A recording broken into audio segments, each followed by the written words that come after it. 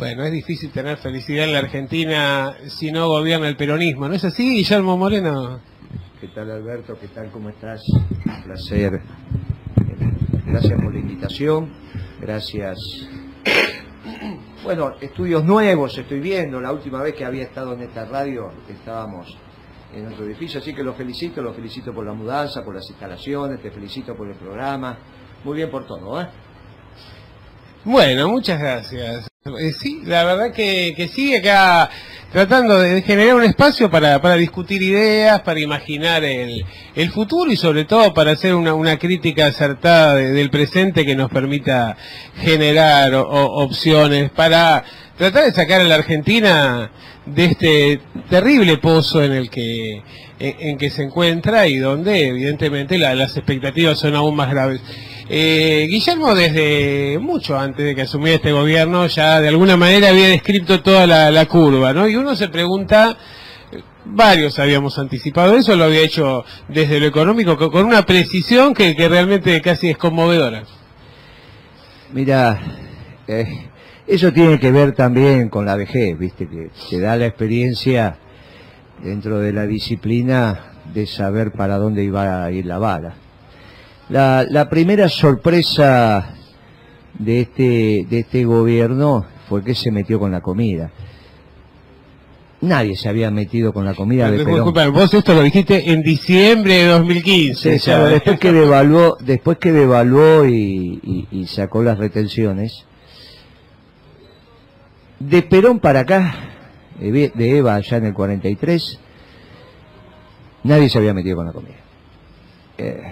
Ni Previch en el 55, ni Krieger-Bacena en el 66, ni siquiera Martínez de Oz en el 76 se atrevió a meterse con la comida. Entonces no era un modelo neoliberal. Y esto es muy importante porque tener la caracterización correcta de lo que está pasando te permite saber después razonablemente cómo la cosa va a evolucionar. Y eso fue lo que pasó. Algunos de los nuestros se equivocaron en la caracterización y entonces después las piezas no encajaban en el rompecabezas. Por ejemplo, si era un modelo neoliberal tenía que haber ajuste estatal. Y no hubo ajuste estatal. Si no hay ajuste estatal y ya tenías déficit fiscal, lo único que te queda es aumentar el déficit fiscal. ¿Y qué fue lo que le dijimos que iba a pasar? Iba a aumentar el déficit fiscal. Bueno, terminó aumentando el déficit fiscal al nivel tal que hace por lo menos 2 años que lo tiene en el nivel que lo tenía Alfonsín cuando tuvo que renunciar. Pero hoy es muy superior. Hoy es incalculable, no se sabe cuánto es el déficit fiscal. No se sabe. Ya si agarrás los diarios económicos te dicen, mire, faltan cientos de miles de millones de pesos que te están diciendo en algún momento lo van a tener que imprimir. En esta economía no es que solo faltan pesos, faltan dólares. Bien, cuando vos imprimís para financiar el déficit fiscal como lo hizo Alfonsín, la conclusión de ese proceso es lo mismo que le pasó a Alfonsín. Vas a tener hiper. Entonces hoy se empieza a hablar de hiper. No, pero estamos en hiper. No, todavía no. Pero si para financiar el déficit fiscal, que ya lo financiaste con deuda externa, ya no tenés más posibilidad de deuda externa, no tenés más posibilidad de deuda interna en términos del ahorro de los argentinos, te vas a dedicar a emitir plata y bueno, terminás igual que termina el fondo. Ahora, ¿todo por qué? Y porque no es neoliberal. Si hubiese sido neoliberal, ajustaban el gasto público. Claro. Entonces, mire muchacho, es oligárquico esto. No van a ajustar el gasto público. Si lo decimos en lenguaje de pueblo, digamos, es una empresa de choreo, ¿no? Es casi esto. Bueno, vos sabés que ahí también hay un límite. A ver. Porque, y en esto quiero ser preciso, las empresas, de acuerdo a lo que hagan en el mercado, pueden agarrar sus bártulos e irse del país. Vos conocés mucho los profesionales independientes, empresas manufactureras, empresas de servicios. Ahora, un oligarca no se puede ir del país. Claro. Porque los 10 centímetros de humus que tiene en su tierra, que es el diferencial de productividad que tiene vis a vis con otras tierras en la pampa húmeda, y por eso el concepto de oligarquía, porque son tan productivas que la venta de ese producto no solo satisface las necesidades del que produce y su tasa de ganancia, sino que puede pagar un alquiler. Y solo podés pagar un alquiler si el precio de venta del bien que se produce en esa tierra tiene un costo lo suficientemente bajo para que permita un alquiler. ¿Se entiende? Sí, claro. Muy bien. No tenemos acá a la representante del sentido común. No en todo el país se pueden alquilar tierras. Porque si la tierra no es productiva, no te da la posibilidad de pagar los costos, la rentabilidad del empresario o productor que trabaja la tierra y a su vez pagar el alquiler. O el alquiler es ínfimo. Acá es un alquiler muy importante el de la pampa húmeda y está dada por la productividad de la tierra que poco tiene que ver el propietario. Tiene que ver Dios, que la hizo de una manera que nos tocó a nosotros. La pampa húmeda es una tierra extremadamente productiva. Ahora, es uno de los negocios que no se pueden ir del país. Los trabajadores, ¿por qué son patriotas los trabajadores? Porque el patrimonio que tienen es la patria. Así es. La oligarquía, fuera de la Argentina, no son oligarcas, porque no tienen esas tierras. Entonces, esto de que puede decir, no, mira, en realidad nosotros podemos funcionar al margen de lo que le pase a la Argentina. Y no es así.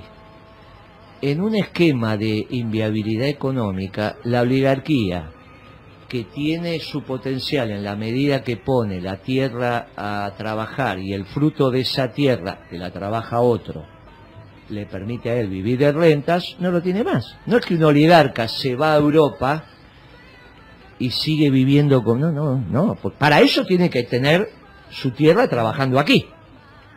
Por lo tanto, su capital está enterrado en la Argentina.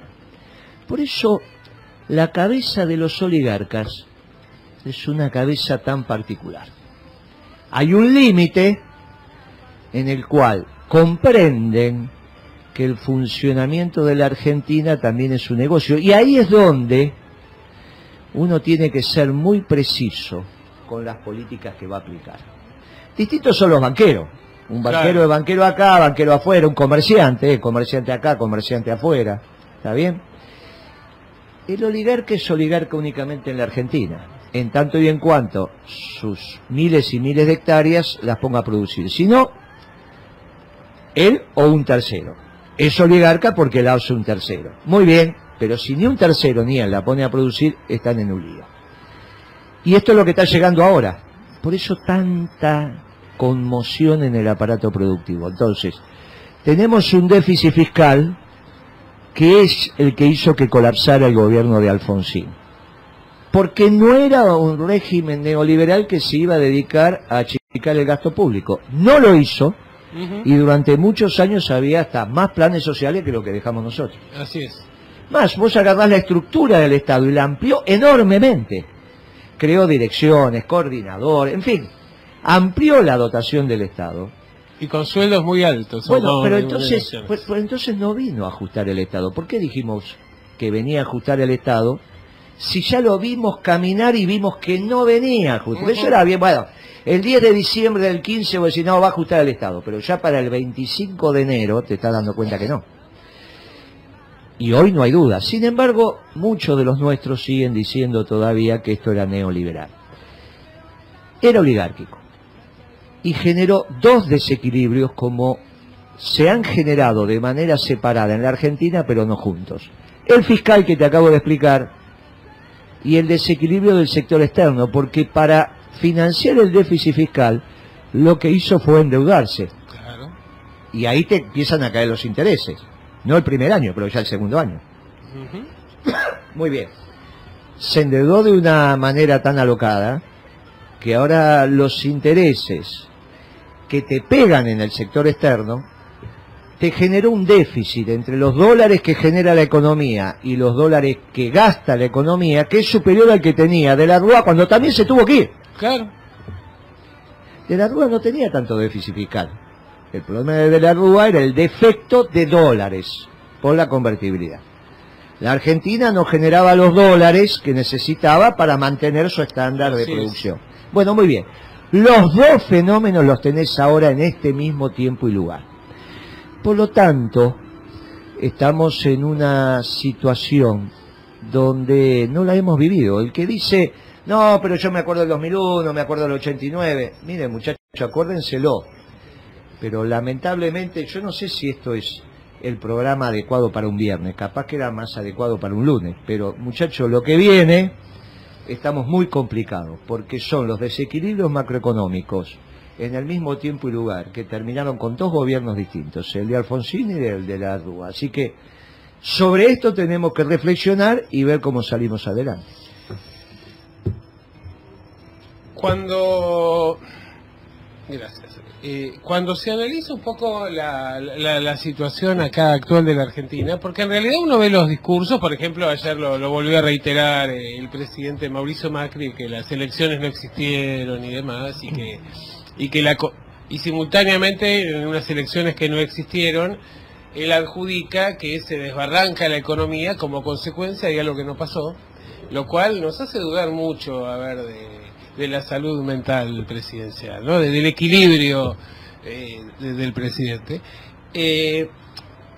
No es que estas cuestiones se dispararon al día siguiente, venían disparándose mucho antes, y uno podría decir que estamos como, digamos, a mediados del 2018, antes de entrar en la órbita del fondo, pero con casi 60.000 millones de dólares más de deuda y con una situación social implosionada mucho más. Mira, lo que aconteció el 12 de agosto, después de las PASO, es que se corrió el velo. Claramente. Naturalmente, vos podés ver la realidad tal cual es, o podés, si tenés un velo, mirar el velo y no... Bueno, se corrió el velo y se hicieron patentes estos dos desequilibrios. Naturalmente, en abril del 18... abril del 2018, cuando ya veías que no podías pagar los intereses de la deuda, vino el fondo con un mega crédito, el más grande de la historia del fondo, es más del casi el 60% de la capacidad prestable del fondo. Sí. En ese momento tenía 105.000 millones de dólares para prestar, que es todo lo que puede prestar, y nos prestó 57, cuando termine de desembolsar, si es que termina de desembolsar. Un mega desembolso para el fondo, un mega desembolso para la Argentina. Mientras el fondo venía para cubrir los desembolsos de aquellos préstamos que tenías que cubrir y no tenías la plata, finalmente lo que te pasaba era que salía un acreedor y entraba otro. A la macro Argentina... Ahí está. No solo no tenías para los intereses, y ya te empezaba a decir al mercado, mire, ojo con el capital porque se lo voy a pedir. Bueno, ahí vino el fondo. Entonces, la lógica de la llegada del fondo es, acá tiene un préstamo que le permite cubrir los intereses que usted no generó con su economía para pagar la deuda que ya tomó. Pero como seguramente le van a pedir algo del capital, no se lo van a renovar, le doy una cobertura por el capital. Y esa fue la lógica del primer préstamo. Por eso estuvo incorrecto cuando algunos de los nuestros se movieron al obelisco para decir fuera el fondo, porque lo que estaba pasando, lo que está pasando ahora hubiese pasado en el 18. Claro. Por eso te digo, mirá, esto hay... Finalmente hubiera pasado en el 18, pero tendríamos una deuda de 60.000 millones de dólares. Sí. Después vemos la importancia de las deudas. Después lo vemos. Después vemos la importancia de las deudas. Por eso, más que el criterio prudencial para la política, lo que vale es el criterio prudencial para el entendimiento de las situaciones antes de abrir la boca. Entonces, en ese momento dijimos, miren muchachos, el problema no es el fondo, el problema son las 1.000 familias y siguen siendo las 1.000 familias. Porque si el problema hubiese sido el fondo, nosotros nos hubiésemos ido del fondo. Y no nos fuimos del fondo. Todos los años había un decreto de Néstor o de Cristina Kirchner donde elegían su hombre como representante del Poder Ejecutivo argentino ante el directorio del fondo. Entonces, es ridículo. Nosotros lo que no hicimos fue tomar plata del fondo y pagar, que es distinto a irse del fondo. Es como que yo te digo a vos, bueno, mira, como no tenés más descubierto en la cuenta, porque no lo usás, cerrar la cuenta bancaria. Dice, no, déjamela abierta por alguna emergencia. Bueno, es muy distinto irte del banco y cerrar la cuenta que utilizar los préstamos del banco. Claro. Bien, ¿se entiende? Muy bien. Entonces nosotros estábamos en el fondo y una sana macroeconomía te permitió pagarle al fondo y no deberle plata. Entonces tenías tu hombre sentado en el fondo, pero el fondo no te prestaba plata. Claro. ¿Por qué pudo venir el fondo a prestarte plata? Y porque no nos habíamos ido del fondo. Por lo tanto, cuando decía, no, en el gobierno de Kirchner nos fuimos del fondo. Yo decía, pero ¿cómo nos fuimos del fondo? Si todos los años teníamos un tipo sentado en el fondo, Claro. ¿qué opinaba? E incluso avalamos las sanciones que el fondo tiene para aquellos países al cual le prestas plata y no te la devuelven. Por eso no es tan fácil decir, ay, sí, yo no le... No, muchacho, esas sanciones están avaladas por la Argentina. No es que vos podés decir una cosa y después otra cosa. Quiero Sí. hacer una consulta, Guillermo, quizá para que la gente entienda. El fondo a veces ha sido sinónimo de vender la patria, ¿no? Acercarse al Fondo Monetario. ¿Qué significa pedirle dinero al Fondo Monetario Internacional? Lo que significa que estás haciendo en principio las cosas muy mal. Porque no tenés los equilibrios macroeconómicos para poder vivir sin tener un prestamista. Claro. Vos tenés que generar tu economía. Pero ¿cuáles serían los riesgos de ese préstamo? Ajá, si no lo pagás o si lo pagás. En el caso de tener prestamistas extranjeros, ¿no? Bueno, la Argentina... Y no tener una producción propia que genere... Y si pagás en tiempo y forma, es como cuando vos debes. Pero se lo cataloga como si fuera que uno, al acceder a estos fondos, se vende la patria. ¿No? Vamos a ver... Se replica eso, digo, no digo que sea la verdad. Ese ¿no? es un error, porque si no nos hubiésemos ido del fondo. Claro. Vos llegás al fondo cuando no hay otro. No hay otro. Es como cuando vos te fuiste a vivir sola y al final le tenés que volver a pedir plata a tu papá. Al último que le pedís, dice, no, pero que no quiero. Bueno, cuando vos llegás al fondo es porque nadie te presta. Ahora, cuando el fondo te da la plata y no toma garantías, eso de que hay garantías, además las garantías son las garantías del país, pero ni sus recursos naturales, ni ninguna de esas cosas. Esto no es la ley de enfiteusi de Rivadavia, esto no, Sí, no acá sí, es, sí. por eso se llama riesgo soberano. Cuando el fondo te presta plata, hay dos maneras de prestarte plata. Si te da una plata de corto plazo, que es el famoso stand-by, te dice, bueno, ajuste, porque si usted me está pidiendo plata y algo que no anda, como son neoliberales, te dicen, mire, usted está gastando de más, ajuste. Por eso es tan complicado pedirle plata al fondo. Claro. Porque tiene una cabeza neoliberal, pero nadie te obliga a ir a pedirle plata. Nadie obligó a Macri. No es que vinieron los marines o vinieron los franceses, o vinieron, no, fue solito. Fue solito. Entonces, ¿Hace las cosas solito, Macri? bueno, sí, con las 1000 familias. Ah, bueno, entonces... No, pero bueno, porque es una expresión de eso. Sí. En algún momento de la historia de su gobierno, Sí, después sí. cambió. Ya lo vamos a ver cuando cambió, pero cambió. No tuvo alternativa, tuvo que cambiar. Ujú. Cuando no tuvo más oferta de crédito extranjero, no tenía otra alternativa que el fondo. Y el fondo dice, yo, si la querés, te la doy. Este es el esquema, decime cómo te la voy a cobrar, cómo me la vas a pagar. Y entonces le sugiere poner retenciones. Bueno, primera gran diferencia, Sí. porque Macri saca las retenciones y la Lagarde le dice, ponga las retenciones, porque acá hay un sector que tiene capacidad contributiva y usted no las está cobrando. Y Macri se resiste. ¿Sí? Recibe los primeros desembolsos del fondo y genera algo que no hay antecedentes en el mundo. Agarra 15.000 millones de dólares de ese desembolso y los patina en el mercado con Caputo. Sí. Permite la dolarización de las carteras que estaban especificadas. Ahí se arma un lío enorme con el fondo. Y le dice, bueno, ¿qué está haciendo?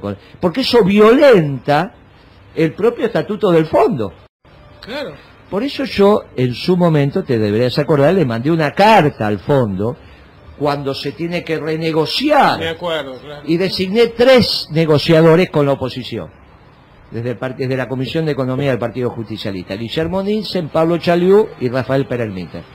Si miren, ustedes van a renegociar ahora con el gobierno, escuchen a la oposición. Claro. De esa carta lo que hicieron es aumentar el préstamo.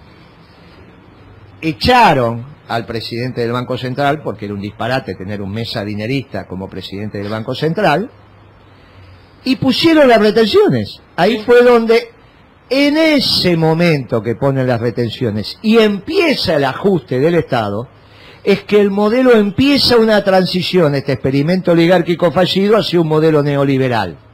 Retenciones bastante tímidas de todos modos. Pero las ponen, pero las ponen. Eso es cierto. Pero las ponen. Esa historia de sacar las retenciones, las ponen. Sí. Claro que 3, 4 pesos con un dólar de 40 es el 10% y con un dólar de 60 es menos del 7. Pero las ponen. Sí, sí. Rompen la estructura del modelo que ellos pretendían tener y que, como nosotros decíamos, esto no es ni siquiera un modelo, es un experimento. Porque todo el tiempo ya soy error. Para ser modelo tiene que ser una cosa más seria. Pero cambia. Y ahí empiezan a transitar hacia un modelo neoliberal. Ahora sí, ajustan el gasto público. Todo, no, empiezan a ajustar algo, el famoso déficit primario, pero le quedan los intereses. El fondo va y te lo pone. Sí. Y a su vez se devalúa y tratan de resolver con la devaluación el sector externo. Que la Argentina empiece a recibir más dólares de lo que gastan. En la balanza comercial lo consiguen por una brutal recesión. Las exportaciones casi no crecen, pero las importaciones se hacen pedazos. Entonces, ¿alcanza con eso? No, no alcanza. El problema que empezás a tener es que esa balanza comercial que tenés ahora sí, porque el modelo empieza a ser neoliberal, se completa el modelo neoliberal. No, le dan un tránsito para ir llegando. Y le dicen el 10 de diciembre. Y en el medio te vamos a ayudar con la reelección. Ese es el acuerdo político. Modelo neoliberal para el 10 de diciembre, la pregunta es, gane quien gane en la Argentina. Ya eso lo responde la política. Sí, claro. Pero cuidado, porque queda el antecedente. Y hay algunos mensajes y algunas cosas que se empiezan a escuchar que van en una dirección extraña. Pero claro, las elecciones corren el velo el 11 de agosto e inmediatamente lo que hace Macri es empezar a gastar en un nivel que es hasta, como vos dijiste, irracional, y yo te lo caracterizo como que está trabajando en emoción, bajo emoción violenta. Al nivel que le da esta semana un subsidio que ellos calculan de 1.550 millones de pesos, pero lo calcularon, podrían haber dicho 1.500, 2.000, 2.500, a los petroleros, sí, para mantener el precio congelado en los surtidores. Ahora vos tenés dos precios de combustible, el de los surtidores y el de venta mayorista. Esto es para el agro, para los camiones. Ese está liberado. Ese está liberado, sí. Y el del surtidor no. Ahora, a las petroleras, vos imaginate que esto violenta la lógica de un modelo neoliberal, donde los precios, bueno, ya el fondo dice, muchachos, ¿qué están haciendo? No, no conforme con eso, gasto de acá, recaudo menos. Claro, empieza a correr por izquierda. ¿Está bien? Visto lo que pasa, dice, me juego corriendo por izquierda. Claro, por eso te digo que ahora el déficit fiscal es incalculable. No se sabe. No se sabe, sí. Pero yo te digo que está muy por encima del que tenía Alfonsín cuando se tuvo que ir. Alfonsín tenía 12 puntos de déficit fiscal. Mirá que hay que ser como los radicales para gobernar la Argentina con 12 puntos de déficit fiscal. Y esto lo superó. Bueno, es de una envergadura lo que está pasando. Por eso se empieza a hablar de cosas que no se hablaban. Por ejemplo, de IPRE. Che, pero ¿y cómo vas a pagar los pesos que no recaudás? Porque encima se te va a caer la recaudación. Y oye, bueno, hoy ya está. Agarrás la contratapa de uno de los diarios económicos de hoy, te dice, ¿aceitaron la maquinita? Espero que la maquinita esté aceitada. Sí. Claro, cuando vos hagas eso, las consecuencias de eso son obvias. Pero se han venido emitiendo estos últimos 10 días. Bueno, pero es que esto no se podía, por eso van violentando los compromisos firmados con el fondo. Eso sería un tema fiscal. Cuando Alfonsín entregó el gobierno teníamos problema fiscal, pero no teníamos problemas externos. Ahora también tenemos el problema externo. Claro. Porque esa balanza comercial superavitaria no alcanza para compensar todos los negativos que tenés en la balanza turística, en fletes, seguros, royalty, dividendos e intereses de la deuda. Claro. O sea que seguís teniendo una economía que, a pesar de cómo está paralizada hoy, todavía tiene un defecto entre los dólares que genera y los dólares que gasta. Claro, ahí tenés un lío bárbaro, que es el lío que tenías con De la Rúa, pero en el mismo tiempo y lugar. Claro. Bien, de esta situación solo hay dos maneras de salir. O la resuelve el presidente que viene cuanto antes y entonces empieza a tomar decisiones que le van a empezar a vaciar su mochila que tiene llena de votos y de popularidad, o hacemos un gobierno colchón, a la sazón como fue el de Rodríguez Sá y el de Duhalde, para que más o menos en esta selva que hay, haya un sendero que el próximo presidente se ocupará de agrandar, ampliar, etcétera, como nosotros hicimos. ¿Vos compartís la idea que por lo menos los 2 primeros años son transición? Yo parto de la idea que es necesario ahora un gobierno de transición. No, eso sí. En realidad ya lo decías el año pasado. No, el de Alberto tiene que ser el gobierno definitivo. Si es que es Alberto, tiene que ser el gobierno definitivo. Pero, a ver, digamos, porque algunos plantean, de 19 al 21 una especie de transición para armar este colchón y del 21 en adelante tratar de implementar es que lo que empieza mal termina peor. No es solo para Macri. Claro. Eso es cierto. ¿Qué significa un gobierno de transición hecho por el gobierno definitivo? Que durante los primeros 2 años perdés popularidad, ¿hasta qué nivel? ¿Qué me quieren decir cuando me dicen, no, vamos a hacer un gobierno de transición? ¿Qué me quieren decir? ¿Que el tipo de cambio ahora, cuando empiezo, va a ser muy competitivo y en los segundos años no?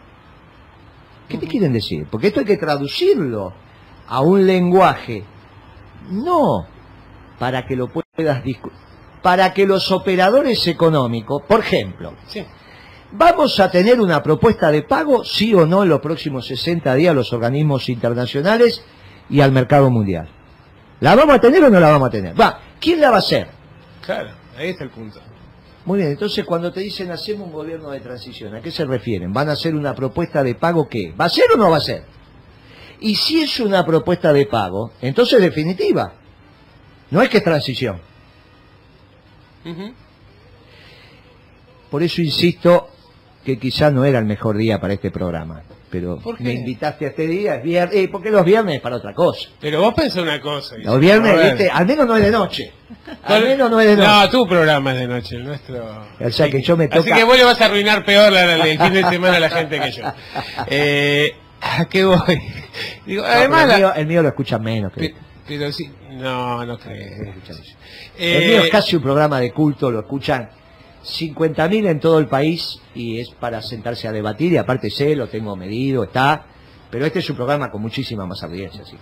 Mira, tal vez, no lo sé, pero sí sé que en realidad me llegan montones de mensajes y todos dicen, mi héroe, mi ídolo. No, debe ser que nos manejamos con las mismas personas. Sí. No creo porque hay gente que está fuera de las redes que habitualmente están contigo. Y además digo, si hubieras venido el lunes, seguramente las noticias serían peores que las del viernes, así que... Acá el problema, si me permitís para terminar la idea, es cuándo se dice... y se le informaba al pueblo de mi patria que en realidad era muy difícil ganar la guerra de Malvinas si ellos venían con submarinos nucleares. Que se podría haber dado un combate, sí, claro que sí, mejor preparado, pero hay un momento, o lo decís antes y vas, o lo decís como nos pasó. Cuando vos empezás a decir las cosas en la profundidad para que el conjunto empiece a tomar las decisiones que corresponde. Yo, el fin del 16, hice las proyecciones en mi consultora para el 17. Si vos las agarrás casi, que son las mismas que hizo el Partido Justicialista, sí, vas a ver casi un calco entre lo que pasó y lo que dijimos que iba a pasar en el 17. Cuando termina el 18 y tengo que hacer las del... Termina el 17 y tengo que hacer las del 18, le digo a mis clientes, no las voy a hacer. ¿Cómo no las va a hacer? Y no las voy a hacer porque la variabilidad de las ecuaciones son tantas que es imposible pronosticar. No, todos salieron a explicar, fin del 17, lo que iba a pasar en el 18. Agarrar todas las consultoras, el famoso REMA ahí en el mercado, en el Banco Central, y si no los diarios. La consultora de Moreno dijo, no voy a hacer proyecciones. Cuando llegó abril y todo había explotado por los aires, venía y me llamaba y me decía, pero ¿cómo? Y bueno, es un problema de ser viejos. No es que vos podés gobernar sin hacerle una propuesta de pago a los que hoy tienen los bonos que seguramente no van a cobrar. Si no cobra el fondo y no renegociás con el fondo, tenés que leer lo que está publicado en internet, que son las sanciones para aquellos que piden plata al fondo y no lo pagan, y hoy están disponibles para todos, no es información calificada. Entrás ahora a Fondo Monetario, préstamo stand-by, ves las sanciones para el país incumplidor y después decime si dormís. Claro, no por eso esto... es lo que asusta, ¿no? Entonces, ¿para qué lo tomaste? Claro. Bueno, son dos cosas distintas. Sí. Si te gusta el durazno, te aguantás la pelusa. Ahora, Guillermo, digamos, he escuchado estos 4 años, tengan paciencia, fuerza, todos los argentinos juntos. La gente ya no aguanta más. Claro. No aguanta más. ¿Y qué va a pasar, digamos, qué te si Alberto en el caso que gane, o sea, cuáles van a ser las medidas inmediatas para que la gente no esté resistiendo y empiece a respirar, ¿no? Lo tiene que decir Alberto. Claro, porque yo no te puedo decir eso. Yo lo que te puedo decir es el gobierno. Tu experiencia, digamos, ¿cuáles serían las propuestas? No. Yo dije que tiene que haber gobierno de transición, no Alberto. Vos estás diciendo que viene Alberto. No, el caso que, o sea, ¿cuáles serían las...? Es que yo no lo sé, eso se lo tengo que preguntar a Alberto cuando venga de España. Yo estoy diciendo otra cosa, miren, son tan las decisiones que hay que tomar, que no las puede tomar Alberto. Las decisiones que hay que tomar para equilibrar la macroeconomía son de una envergadura tal que yo digo que las haga un gobierno de transición, no Alberto. Por el costo político. Ahora, el que no quiere un gobierno de transición, que diga que las tome Alberto, o el que sea. Pero no me las pidas a mí que te diga. Puse un ejemplo en el caso que no, gane... pero es que yo, ningún gobierno definitivo, digo que tiene que asumir antes de un gobierno de transición que equilibre la macroeconomía. ¿O vos te pensás que las decisiones que tomó Rodríguez Sá en esa semana fueron menores? ¿O vos te pensás que las decisiones que tomó Duhalde para que después nosotros gobernáramos a partir del 2003 fueron menores? El ciclo peronista exitoso comenzó con Rodríguez Sá, siguió con Duhalde y terminó con el matrimonio Kirchner. Así es. Pero nosotros fuimos exitosos y tuvimos una década ganada Porque alguien hizo el trabajo en el 2002 y la última semana del 2001, extraordinarios compañeros como Rodríguez A. y Duhalde. Que se incineraron. Ahora, si Ojo. quieren pasar, ¿Sí? si quieren pasar de que no damos más, y yo te tengo que decir a vos, mirá, cuidado con las palabras, cuidado con las palabras, porque lamentablemente utilizamos las palabras con una alegría tal que a veces no nos damos cuenta que vamos utilizando todos los adjetivos calificativos y después ya los agotamos y no tenemos cómo adjetivar una situación. Claro, sí, sí. Entonces, digo, si pensamos que vamos a pasar de A a B y que solamente la voluntad política va a ordenar este tema, o cierta inteligencia, o cierta sensación de defender otros... bueno, está perfecto. A mí me toca, y por eso está la responsabilidad que cada uno tiene ante la historia. Por eso estos programas empiezan a ser tan complicados. Y a esta hora de la tarde. Y por eso digo, cuando se le decía a nuestro pueblo que contra submarinos ingleses nucleares en contra, el sistema satelital de la OTAN y los norteamericanos aprovisionando a los ingleses, esa guerra estaba cantada al margen del heroísmo de nuestra gente. ¿Cuándo?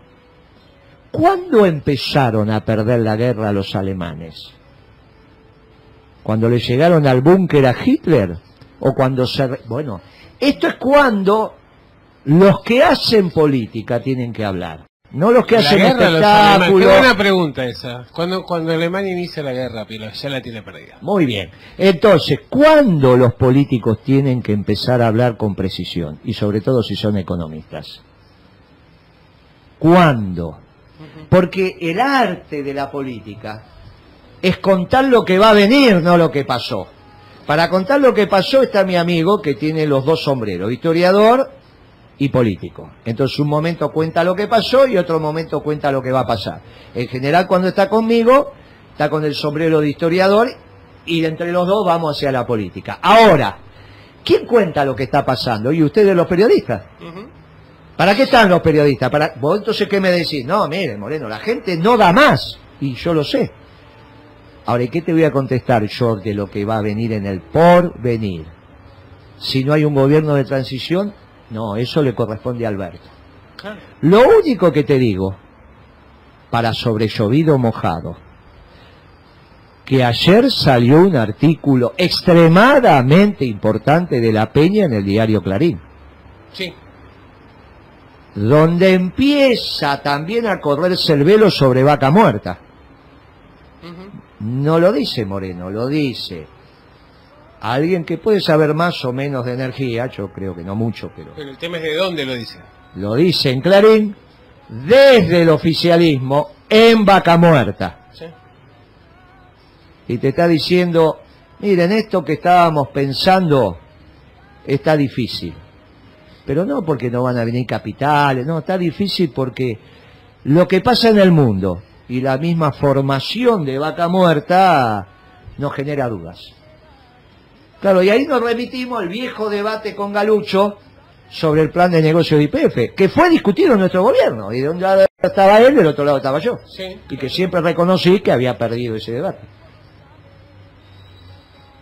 Claro, en algún momento se empiezan a hablar las cosas que no se quieren hablar. ¿Cuándo? Bueno, estas son decisiones de uno frente a la historia, de uno frente a su familia, de uno frente a sus amigos, de uno cuando fue a Canal 7, poquito tiempo que estaba el gobierno de Macri, habrá sido 14, 15, 16 de enero, y me planté frente a la televisión y dije, este no es un neoliberal, este es un oligarca, y se metió con... Y entonces me dieron, no, pero como oligarca, y dije, es el peor gobierno de Perón para acá en economía. Usted no puede decir eso de Macri. No, yo no. Mire, Videla, no, mire. Videla tiró a mis amigos vivos al mar, pero no se metió con la comida. Le dije, si se hubiese metido con la comida, Martínez de Oz no encontraba a mis amigos. Y por lo tanto no los tiraba al mar vivos. Claro. Pero yo estoy hablando de economía, le digo, no hay peor gobierno de Perón y Evita para acá en términos económicos que el de Macri. Tuve que ir y decir, mire, no nos equivoquemos, esto no es neoliberal. Y era una voz solitaria. Y decía, no, pero ese es un concepto viejo. Me agarraba Silvestre, el gato, Sí, le dicen sí, también, sí. también le dicen el gato, ¿no? También le dicen. Bueno, me agarraba el gato Silvestre y me decía, no, pero ¿cómo va a decir ese concepto tan antiguo, Moreno? Eso no existe más. Claro, ahora, ¿Y ahora qué dicen? bueno, ahora que se metió con la comida, que fue un gobierno oligárquico, que fue un experimento fallido, pero eso nos permitió a un grupo de compañeros, mayor, menor, cuantitativamente, no importa, nos permitió de alguna manera generar conocimiento. Y la pregunta es, ¿cuándo tenemos que empezar, los que desde nuestra formación, en mi caso economista, vos historiador, vos periodista, a hablarle a nuestro pueblo, ojo, que tenemos una supercrisis, no que tenemos una crisis. Crisis tuvimos con Alfonsín, crisis tuvimos con De la Rúa, ahora tenemos una supercrisis. ¿Y qué significa eso? Bueno, lo que te acabo de decir. No solo tenés un tremendo problema fiscal, esto significa que los compromisos de gastos que tenés con los distintos niveles estatales, municipales, provinciales y nacionales superan hoy en más de 14% en términos de PBI los ingresos que tenés. No es que los ingresos son 14% menos que los gastos, no dije eso. Dije, cuando vos querés medir los gastos que tenés y medir los ingresos que tenés, la diferencia entre ingresos y egresos en todos los niveles de administración de la Argentina es 14 puntos del PBI. Y Moreno, ¿cuánto es el PBI? Y hoy debemos estar en 360.000 millones de dólares. 14 puntos de eso, ¿cuánto es? Pero usted me quiere decir que tenemos un exceso de 50.000 millones de dólares entre lo que recaudamos y lo que gastamos. Y sí, ¿qué quiere que te diga? Ahora, si querés, no te lo digo. Y eso solo tenemos, ya es un escándalo. Eso solo ya terminó con el gobierno de Alfonsín. No, pará que te falta uno más. Te falta el problema del sector externo. Hoy en el sector externo tenés una diferencia entre los dólares que genera la economía argentina, con la balanza comercial superavitaria, pero todos los gastos que tenés en dólares, y que no te baja del 5% de esos 350, 360 mil. O sea que estás entre 18 y 20 mil millones de dólares lo que tenés en el sector externo.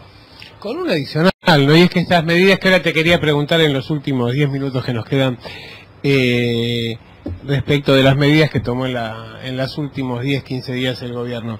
Pero acá hay un factor adicional, y es que todas estas medidas llegan al 10 de diciembre. El 11, el presidente nuevo, ¿qué hace? Porque El problema es que yo no te puedo garantizar eso. Claro, a eso iba mi pregunta, ahí ¿no? está el punto. ¿Por qué te puedo esa garantía? ¿Por qué das por hecho el 10 de diciembre?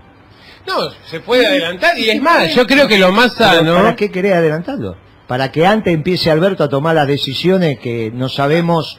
Bueno, es que ahí aparece esto. Yo creo que, a ver, el momento adecuado para haber hecho una transición con un gobierno parlamentario era antes de endeudarse con el fondo. Y eso hubiera dado, de alguna manera, me parece, un cuerpo. En términos, bueno, son oportunidades perdidas. ¿Y ahora qué hacemos? Claro, Y pero ahora la yo- transición que usted propone, ¿qué sería? ¿A corto plazo, a largo Claro, plazo? no. Que corto Meses, plazo años, entre... ¿de cuánto está hablando? No, semanas. Si Entre... vos tenés que proteger la figura del próximo presidente, en el medio, entre el 28 de octubre, al día siguiente de la elección, y el 10 de diciembre, lo más adecuado es un gobierno con una incidencia parlamentaria importante que tome las decisiones sin matar de entrada, porque si no el prestigio del presidente se va a pique al día siguiente. Yo no sé por qué el 28 de octubre, ¿cómo llegas? Das por sentado que llegan. Yo te digo lo que está pasando. La economía real esta semana se desplomó. Sí. ¿Vos sabés cómo va a estar la recaudación cuando en octubre te digan la recaudación de septiembre? El déficit fiscal va a ser incalculable. Porque se desplomó. Aparte, ¿quién le va a pagar impuesto a Macri? Sí. ¿Pero quién tomaría ese gobierno de transición? Y bueno, eso lo tienen que ordenar los radicales y los peronistas. Claro. Tiene que ser agarrar los dos partidos mayoritarios en un consenso político, y si Macri no quiere renunciar, pongamos un gabinete de transición, le ponemos una capelina violeta está y que a él le Yo lo gusta que comer. veo que, si bien coincido con vos, veo que no hay voluntad política. Muy bien, entonces, si no hay voluntad política para un gobierno de transición cuando había que hacerlo, no hay voluntad política para ahora, yo te aclaro mirándote a los ojos, ahí viene la responsabilidad histórica. Lo que empieza mal termina peor y eso no es solo para Macri. Sin duda. Ah, bueno. Entonces, en ese momento tenemos que pensar abril de mayo del año que viene. Y eso sí lo dejamos para después de diciembre, porque no vamos a empezar a hablar ahora No, de ningún de modo. abril, mayo del año que viene. Eso No. es absolutamente ridículo. Y también que con tus advertencias vamos a invitarte de vuelta un día que no sea viernes. Claro, para porque que los puedas viernes- hablar con más crudeza. Porque las cartas están echadas. Sí. Ya cruzaste entonces En otras épocas, Guillermo, cuando pasaron estas cosas, mucha gente la fuga, ¿no? Por ejemplo, de científicos y de grandes personalidades o de personas que directamente no elegían el país para vivir y para trabajar. ¿Puede llegar a pasar algo similar? ya está pasando. Esto está pasando. Pero ya está pasando, ahora va... lo que va a pasar es más grave que todo lo que viviste. No sé cómo decirlo. Porque Que vos no tenías hambre en las calles, no tenías exclusión, no tenías el 50% de los pibes menores de 14 años subalimentados, no tenías nada de esto. ¿Y cuál es la respuesta? Que Lilita Carrió le dice a la empleada doméstica, anda a rezar a la iglesia. no, Morales Solá dice, ¿para qué va a tener la plata en su si la va a robar o en Mucama? El problema es que pensar Claro. que va a volver a pasar lo que pasó. Y lo que pasó, con sus más o con sus menos, permitió que nosotros estemos hoy conversando acá. Ahora, yo te estoy diciendo que esto es una supercrisis y lo que tenemos que evitar Sí. es la hipercrisis. ¿Qué es la hipercrisis? La hipercrisis de la anomia. ¿Cómo se expresa la anomia por falta de abastecimiento? El problema es que somos un pueblo urbano, no somos pueblos rurales. Claro. No hay economía de subsistencia en el 95% del pueblo argentino. Te la tenés que rebuscar en el mercado, te la rebuscás mejor, peor, tenés un mejor trabajo, un mal trabajo, sos propietario, no sos propietario, lo que fuere. Pero vas, recibís tu ingreso, vas al mercado y comprás tu maquillaje, tu leche, tu carne, lo que necesitas para vivir. Y vos das por sentado que en el mercado está. O a vos se te ocurre pensar que vas a una carnicería y no hay carne. A vos se te ocurre pensar que vas a una despensa y no hay productos. Bien, no se te ocurre pensar eso. Gracias a Dios. Lo das por sentado. Ahora, ¿qué hacemos nosotros? ¿Cuál es nuestra responsabilidad? ¿Y cuándo se empiezan a ordenar estas cosas? ¿Y cuándo Ujú. empezás a pinchar el globo de la esperanza? Y si lo tenés que hacer o no lo tenés que hacer. Claro, pero yo soy hombre de misa semanal. Moreno, ¿cómo un revolucionario va a ser católico? En mi época los revolucionarios éramos católicos, salíamos de las iglesias, íbamos, y mirá que hicimos lío, pero salíamos de las iglesias. Entonces a la misma iglesia que me bauticé sigo yendo. Mira. Y una de las lecturas es, no se puede pecar, y uno de los pecados que no podés cometer es el de omisión. ¿Cuál es el pecado de omisión? No que digas la verdad, que digas lo que vos sabés, porque por ahí la verdad tiene un criterio, lo dejamos en la discusión teológica. Claro. Lo que Dios te dice es, si usted sabe algo que le va a generar daño a un tercero, no lo calle. No lo podés callar. No lo podés callar. Eso se llama pecado de omisión. Después hay varios más, ¿no? Pero ese es pecado de omisión. Vos decís, no, mire, entonces, ¿cuándo el buen cristiano no tiene que pecar de omisión? Porque después está la mentirita piadosa, pero acá hay un colectivo muy grande, que es el colectivo de todos nosotros. Y esta es la responsabilidad que tenemos vos y yo. Y, Bueno. pero sobre todo hoy lo tienen los economistas, pero a su vez, Ujú. y a esto voy terminando, yo este año hice una matriz de riesgo a mis clientes. Y le dije, mire, usted tiene que tomar decisiones en sus empresas. Hágale caso al gobierno. No le hace caso al gobierno, pero tampoco piensa que va a haber situaciones de disrupción. O va a haber situaciones de disrupción. Entonces yo te pregunto a vos, El empresario que en febrero le hizo caso al gobierno, ¿hoy está mejor o peor? No hay duda que está peor. Porque tomó decisiones de endeudarse, tomó decisiones de aumentar su stock, tomó decisiones y hoy no sabe cómo de qué disfrazarse. El empresario que hizo caso y dijo, no, acá se viene un momento de disrupción, acortó el crédito de sus clientes, no contrajo deudas, defendió su stock, trató de no endeudar, trató de no tener plata en la calle, trató de no tener deuda en moneda dura. ¿Quién te pensás que está mejor? ¿El que tuvo un escenario de disrupción o el que tuvo un escenario optimista y le hizo caso al gobierno? Por eso de ser pesimista optimista también es una tontería.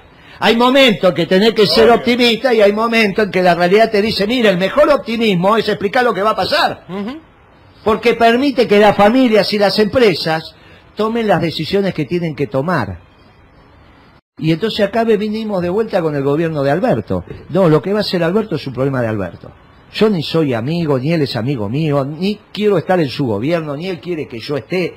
Los dos estamos afiliados al mismo partido, pero la verdad que a mí y yo quería discutir con él en las PASO, y para eso yo iba a decir esto en las PASO. Sí, sí. Iba a perder las PASO, le iba a perder, pero así se iban a plantear las cosas. Entonces hoy tenía la posibilidad de la maniobra. Se decidió otro esquema, se decidió este esquema. Por eso yo no hablo de Alberto. Él tiene sus economistas, o él mismo dijo que tiene sus criterios. ¿Sí? Está bien, listo, tiene su derecho. Y seguramente va a ganar. Por eso no hablo del gobierno de Alberto. Pero sí tengo la responsabilidad de decir, miren, si queremos que ese gobierno sea exitoso, pongamos un gobierno de transición de la misma manera que Kirchner fue exitoso, porque existió un Rodríguez Sá y un Duhalde. No, no hagamos eso. No, listo. No lo hagamos. Pero eso no será no será echar leña al fuego, en el sentido de que la gente va a tener más inestabilidad, se va a sentir no produjo un poco eso también, esas transiciones, como un poco de angustia de no saber mañana quién nos va a gobernar. Pregunto, no produjo, porque recuerdo esas sensaciones también en esos periodos. Sí, no hay duda. Yo no tengo duda que Kirchner fue exitoso porque existió un Duhalde. No, eso sí. No, por eso no, yo contesto la pregunta. No, es una pregunta porque también se puede generar también un contexto de angustia social, ¿no? No tengo duda, si lo que se viene no son momentos de... No, si yo no te estoy diciendo que no. Fue muy angustioso, muy angustiante y angustiosas las decisiones que tuvo que tomar Duhalde. Algún día él contará su historia y contará cuántas veces tuvo por renunciar antes de que renunciara. Sí. ¿Está bien? ¿Cuántas veces? Y te lo pueden contar los intendentes. No, ese enero y ese febrero fue una angustia. No, si yo no estoy diciendo que no. Exactamente estoy diciendo que no. Lo que digo, que las decisiones son de una envergadura tal que es preferible que la tome un gobierno de transición y no el definitivo. Todo lo que vos decís es cierto. Ahora, si te viene el gobierno definitivo y tiene que salir a tomar decisiones, y en abril, mayo, junio, no es lo que te pensabas, eso lo hablamos a fin de año. Por eso te digo que esta situación es la responsabilidad de cuando uno lo tiene que hablar. Me siento igual que cuando fui a Canal 7 a decirle, se equivocaron. Esto no es un gobierno neoliberal. Hacía menos de 30 días que Macri había asumido. Le dije, este es un gobierno oligarca. A la larga, terminó siendo un gobierno oligarca. Entonces, ¿cuándo tengo yo que decir? Miren, muchachos, que sin gobierno de transición, con esa estupidez de decir, el que pide gobierno de transición es un golpista, que lo dijo un economista vinculado a Alberto, ¿está bien? Que fue el mismo que dijo que la macro del 19 estaba mejor que el 18. Que fue el mismo que dijo que si una asamblea legislativa quiere cambiar a Macri, va a la Plaza de Mayo a defenderlo. Sí. Bueno, yo digo, tengan cuidado con también lo elogio a Toto Caputo. Tengan cuidado con los diagnósticos, porque lo que empieza mal termina peor para todos. No es que Macri es el elegido de que si empieza mal termina peor. Todo aquel que empieza mal termina peor en estas circunstancias. No tenemos capacidad de endeudamiento, ni externo ni interno. No tenemos otra posibilidad que hacer una ganancia de competitividad enorme en la economía y rápida y casi instantánea para generar el superávit comercial necesario para equilibrar la cuenta corriente. Esto no es un proceso de mejora de calidad que te va a llevar 5 años. No, eso no es. No hay. Bien, todo esto lo tenemos hoy. Sí. Hoy. Bien, entonces yo sugiero empezar a dar vuelta a la página cuanto antes, para que no acusen al peronismo ni a Moreno. No, todos juntos, peronistas y radicales. Algunos más, no hay ningún problema. Y ahí armamos un gobierno de transición. Y ahí vamos viendo de entregarle al gobierno, los que estén ahí, yo ya estoy veterano para eso, entregarle a Alberto el gobierno de la mejor manera posible. Y si no, cada uno es responsable del camino que traza. Gioja y Landó, presidente del Partido Justicialista, apoderado del partido, decidieron hacer un reglamento para las PASO que excluía la competencia. Bien, casi discurso único. Bien, como yo no peco de omisión, vengo a las radios y hablo, y con mis compañeros sé a dónde voy. Me invitan y hablo, si no tengo alternativa, porque soy hombre de misa diaria, de misa semanal, entre otras cosas. Gracias por el programa.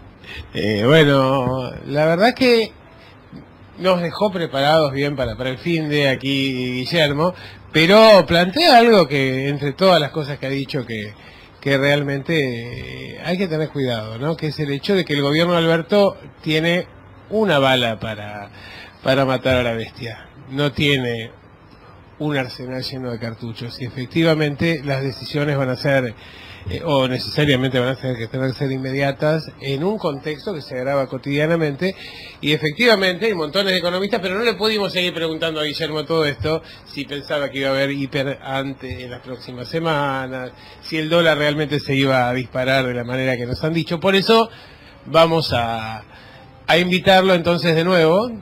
¿Te parece? Sí, por supuesto. Otro día que supuesto. no sea viernes. Sí, para sacarnos las dudas, porque siempre las preguntas son en marco de absoluta, por supuesto, respeto y de tratar de entender la realidad. Yo siempre pienso desde el lado del oyente que son preguntas, digamos, al menos de mi parte, que por ahí pueden llegar a servir para clarificar sobre todo. No, lo que pasa es que, a ver, y ya estamos entregando porque se nos acaba el horario, ¿no? Pero vos ves a la gente contenta, esperanzada, como que se va Macri y las cosas van a ser diferentes. Y realmente no tenemos más idea, como señalaba recién Guillermo, no tenemos idea realmente de cuál es el monstruo que nos vamos a encontrar. Ya como pensamos que va a ser, es difícil de manejar, pero evidentemente tiene sus matrices ocultas y bueno, ahí es donde tenemos.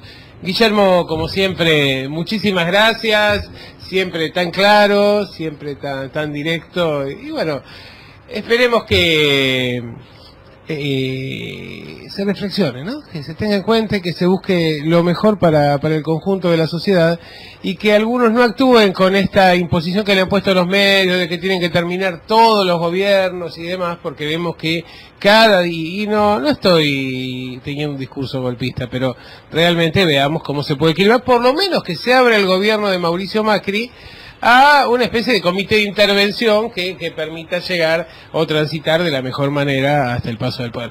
Muchas gracias, Guillermo. No, gracias a ustedes, es un placer conocer.